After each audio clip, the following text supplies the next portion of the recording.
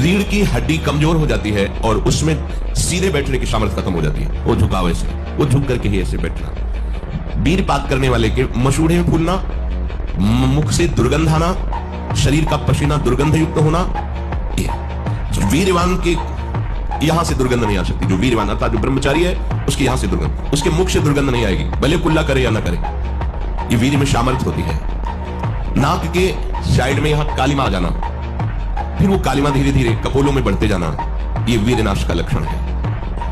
वीर्य नाश से उदर लंबा होना, पेट बढ़ना शुरू हो जाता है, आंतें बढ़ना शुरू हो जाती है। उसकी वाणी में मृदुता नष्ट हो जाती है, कर्कशता रुक्षता आ जाती है, उसका स्वभाव अप्रिय बन जाता है, छाती की हड्डियां दिखने लगती हैं।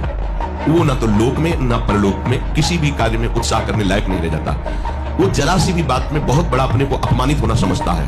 ये वीरपात से उसके अंदर दोष प्रकट हो जाते हैं।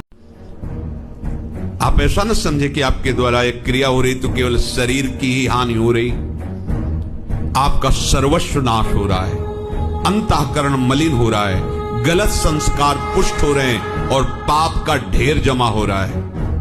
ऐसा मत समझना कि सब व्यर्थ की बातें हैं। आपका अंतःकरण ऐसा मलिन होता चला जाएगा कि एक दिन आपको अंतःकरण से उपदेश मिलने लगेगा कि ऐसे शरीर का त्याग कर दो, किस काम का। ये हम उपासकों के मुख से सुनी हुई बात कहते हैं कि अब तो बस ऐसा लगता है कि आत्महत्या कर ले। पहुंचा दिया। भगवान क्या करें? वैरिणम, देखो दुश्मन ने कैसा जाल रचा कि आप अपने आप सोचने लगे कि मैं अपने शरीर का नाश कर दो, और दुर्गति, आत्मनन गति जाए। नाक के साइड में यहाँ कालिमा आ जाना, फिर वो कालिमा धीरे धीरे कपोलों में बढ़ते जाना, ये वीर्य नाश का लक्षण है। वीर्य नाश से उदर लंबा होना, पेट बढ़ना शुरू हो जाता है, आंतें बढ़ना शुरू हो जाती है, उसकी वाणी में मृदुता नष्ट हो जाती है, कर्कशता रुक्षता आ जाती है, उसका स्वभाव अप्रिय बन जाता है, छाती की हड्डियां दिखने लगती हैं। वो ना तो लोक में ना परलोक में किसी भी कार्य में उत्साह करने लायक नहीं रह जाता। ये कैसे हो गया? तुम्हारा क्या अभ्यास है? ऐसे कैसे कोई हम पे ऐसे कैसे हावी हो सकता है? कोई हमारे ऊपर ऐसा कैसे शासन कर सकता है? चाहे नींद हो या काम हो या क्रोध हो, आप क्या हो? आप समझो, आप भगवान के अंश हो और आप इतना अधीन होते चले जा रहे हैं शरीर के। धिक्कार है आपको जीवन का। आप साधक हो, आप उपासक हो, ये क्या हो रहा है? कैसी आपकी दिनचर्या, कैसी आपकी साधना है? आप हो क्या? विचार करना चाहिए, डांटने की विषय नहीं है। बहुत बार भोग चुके हैं। इस मन की इस चाल में ना फंसा जाए। इसके जैसा दुश्मन कोई नहीं है और इसके जैसा मित्र भी कोई नहीं है। मन जो विषय भोगों की सुख बुद्धि में मगन है, हृदय अंतःकरण, ये शत्रु है, बहुत बड़ा शत्रु। और जो निर्विषय होकर प्रभु की तरफ, ये बहुत बड़ा मित्र है। अर्थात ना जीता हुआ मन ही हमारा सबसे बड़ा दुश्मन है और जीता हुआ मन ही हमारा। हनुमान जी महाराज ने फल खाए, गौ माता का दूध पिया, अपने ब्रह्मचर्य चरित्र के बल से बड़े बड़े राक्षसों को पटक दिया। उन्होंने तो कोई अंडे मांस नहीं खाए, कोई डिब्बा नहीं खाई। तो ब्रह्मचर्य में उतनी शक्ति है। और खुला हाथ ऐसे करके चैलेंज देखा हो, जिसकी मां ने दूध पिलाया मेरे हाथ को, मैं मानता हूं।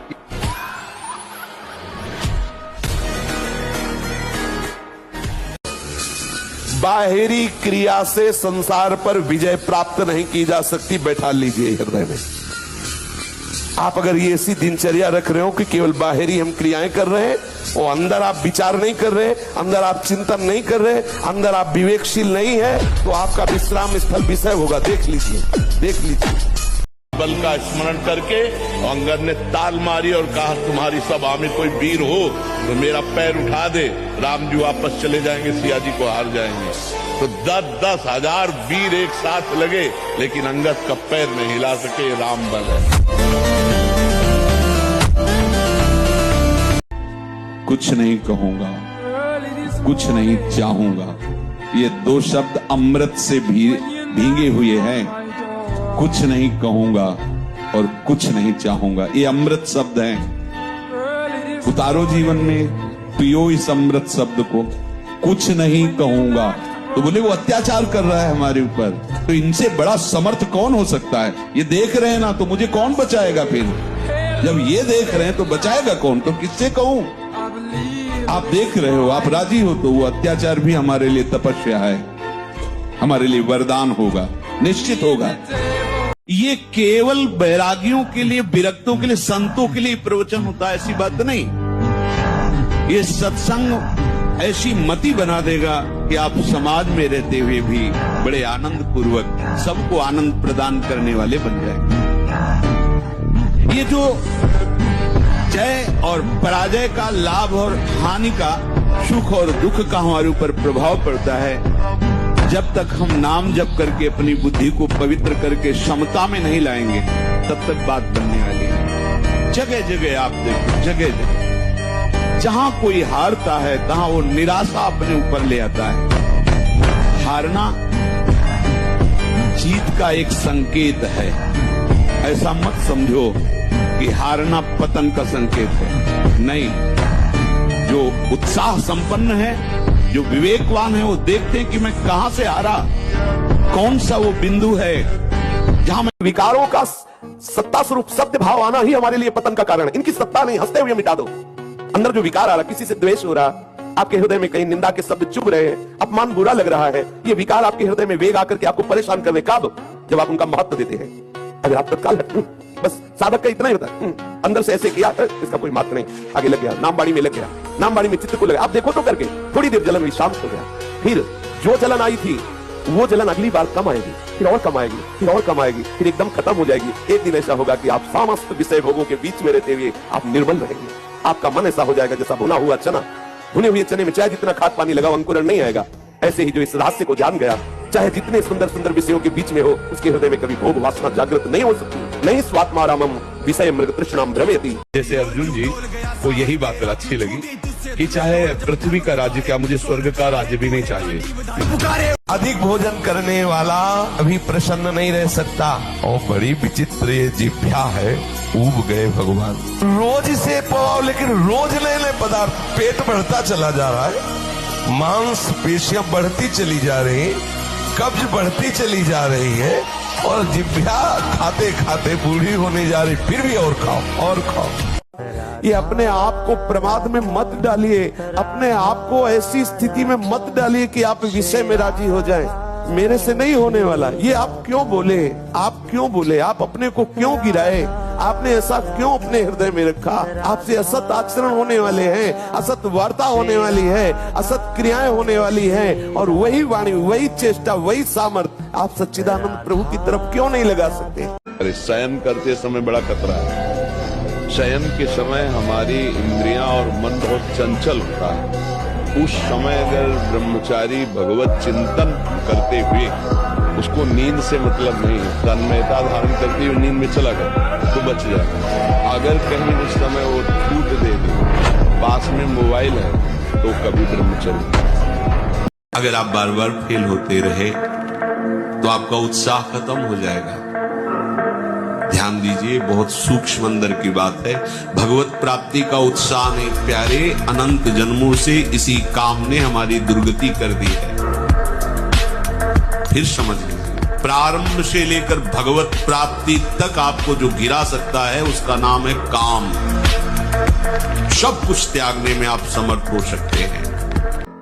इसे खिलवाड़ समझते हो, आओ तो तब तुम्हें पता चलेगा कि क्या होता है। कितने भाग, काम की मार जब पड़ती ना, त्राहिमाम मचता है।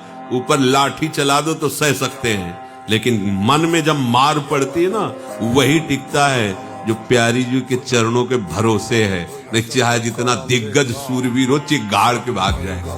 ये मार्ग ऐसा थोड़ी है। आंतरिक मार सह पाना बड़ा मुश्किल है। बाहरी चोट सब सह सकते हैं, लेकिन आंतरिक चोट को कोई महात्मा सहता है। सहत सहत बाढ़े भगत गृह तन गुरहित गार। जब एक सरकारी आदमी हो जाता है तो उसकी कितनी महिमा हो जाती है। फ्री ट्रेन में फ्री चलो, परिवार तुम्हारा फ्री चलेगा, बंगला फ्री, गाड़ी फ्री, नौकरी छोड़ोगे तो पेंशन। हम अखिल लोक ब्रह्मांड नायक के पार्षद हैं, तुम्हें लगता है फ्री खा रहे हैं? बेईमानी का खा रहे हैं। अरे मेरे मालिक का अनंत ब्रह्मांडों का वैभव, उनका दास हूं। पूरा विश्व ब्रह्मांड हमारा, हमारे बाप का, जितनी बैंकें हमारे बाप की, बिना दस्तखत के, बिना चेक के, हर चीज हमारी सुविधा में। किसके कारण? आज तुम भी तो चाहते हो, चल के दिखाओ, आओ 10 कदम चलो हमारे साथ, जोड़ में तो पसीना आ जाएगा, भाग जाओगे। किसी है 11-11 बजे तक सोते हो, बाबा जी बनोगे? अभी कौन जग रहा होगा? सत्संग में बैठे हो, 2-2:30 बजे से लाइन में खड़े, कौन जग रहा होगा? वही जग रहा है जो जग रहा है, जो परमार्थ में जग रहा है, वही जग रहा है। नहीं, हम 10-11 बजे, हमें तो 10-11 बजे सो के उठना दिन में होता है। बोलो, सारी की सारी दिनचर्या होके विश्राम का जब समय आता है, तो थोड़ा उस समय वो जग रहे होते हैं। बाबा जी बनो, केवल कहने का है। प्रेम कभी कहा नहीं जा सकता कि मैं तुम्हें बहुत प्यार करता हूँ। जो किसी से बोला जाता है मैं तुम्हें बहुत प्यार करता हूँ, ये केवल वासना का केवल सूचक है। क्यों? उसको प्रभावित करके अपनी वासना की पूर्ति करना है। इसलिए चाहे कोई वासना हो, कोई स्वार्थ हो, कोई किसी से मित्रता करता है तो बीच में गंदगी होती है, निज सुख गंदगी होती है।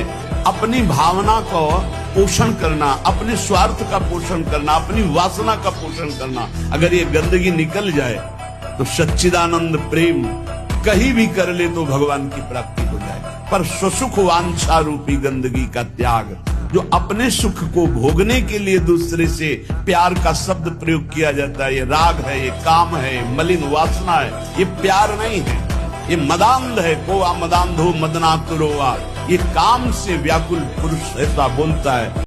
लाखों में कोई एक ऐसा जो ये बात कि मुझे परमानंद प्रभु चाहिए, ना कि अब बहुत भोग लिया और बहुत देखा, ऐ मन अब नहीं गलत करेंगे। उसने सोचा है इतने पाप किए हैं, अब तीर्थ यात्रा तो जा ही रहे, इन 4 को और मार देते हैं, क्योंकि ये 4 मरेंगे तो पूरा गांव बच जाएगा।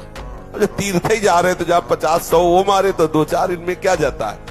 उन्होंने आवाज लगाई, ये सुनो, तुम्हारा प्लान ठीक नहीं है। तो देखा कि कोई हमारे प्लान को सुन लिया, तो उनका देखो हम तुम्हारे गुरु हैं इस बात के। जीवन हो गया गड़ासा चलाते हुए, मुझे पता है तुम फंस जाओगे, नीचे उतरो। अब एक साथ थोड़ी उतरेंगे, एक उतर। बड़ा वृक्ष था तो जड़ की आड़ में, उसको पता था, मारने का अभ्यास था, बिना अस्त्र शस्त्र के हाथ ही से मार दिया, 4 को मार दिया।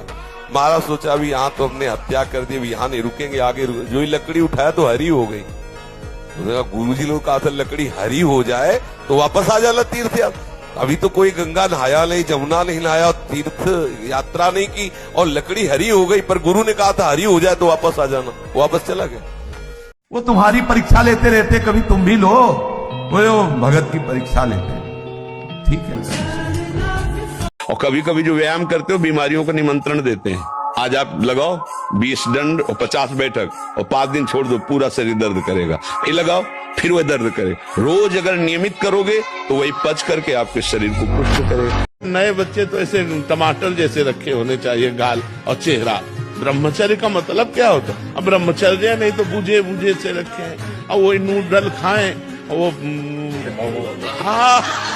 आप चिंतित क्यों हो रहे हैं अपने लिए, परेशान क्यों हो रहे हैं? हम कहते हैं आप ब्रह्मचर्य रह के देखो और नाम जप करो, बड़ी बड़ी विपत्तियों को रौंद के न निकल जाओ। तो हमसे बताओ, ब्रह्मचर्य वो पावर है जो आपकी सोच को पॉजिटिव करता है, और ब्रह्मचर्यहीनता जहां जैसे जैसे आती जाएगी आपकी सोच निगेटिव होती चली जाएगी। अरे नए बच्चे तो ऐसे टमाटर जैसे रखे होने चाहिए गाल और चेहरा। ब्रह्मचर्य का मतलब क्या होता है? अब ब्रह्मचर्य नहीं तो बुझे बुझे से रखे हैं, और वो नूडल खाएं, वो हाँ हाँ 1 लीटर 1.5 लीटर मठा पी के 4 मोटी रोटी खाकर दंड बैठक मार के अब ये मोमोज फोमोज खाकर नए नए बच्चे समझ रहे हैं जितना ब्रह्मचर्य को नष्ट कर लो उतने सुख भोग लो, ये तुम्हारे जीवन का नाश है। ब्रह्मचारी रहो, जब परिपक्व ब्रह्मचर्य हो जाए 20-22 के बाद, जब ब्याह हो, फिर गृहस्थी में संयोग करो, कुछ नहीं बिगड़ सकता। ब्रह्मचर्य नष्ट कर 12-12 वर्ष के बच्चे जैसे ब्रह्मचर्य नष्ट कर रहे हैं, अब ये 22-24 तक पहुंचते पहुंचते ये सब फ्यूज हो जाएंगे। जिसे निकालने में इतना आनंद समझते हो उसको रोक के तो देखो, बहादुर बन जाओगे, माया पर विजय प्राप्त कर लोगे, हर विपत्ति हर संकट को रौंदने की सामर्थ्य आ जाएगी। बच्चा अगर ब्रह्मचर्य ठीक है और आप नाम जप कर रहे हो तो एक बार सुना दिया जाए हमको, हमारे दिमाग में टेप हो जाएगा। स्मृति ब्रह्मचर्य में वो पवित्र स्थिति है। तभी तो हम कह रहे हैं आज के जो बच्चे हैं ना ब्रह्मचर्य का नाश करते हैं, स्मृतिहीन हो रहे हैं। अब डर लगता है परीक्षा से, परीक्षा ऐसे फेल हम कैसे हो जाएंगे? अगर हमसे चूक हुई है और हम फेल हो जाते हैं तो बर्दाश्त है, अगली बार हम फिर और पढ़ाई पढ़ेंगे, अगली बार हम और हिम्मत करेंगे। हम भगवान के अंश से हारने वाले नहीं हैं।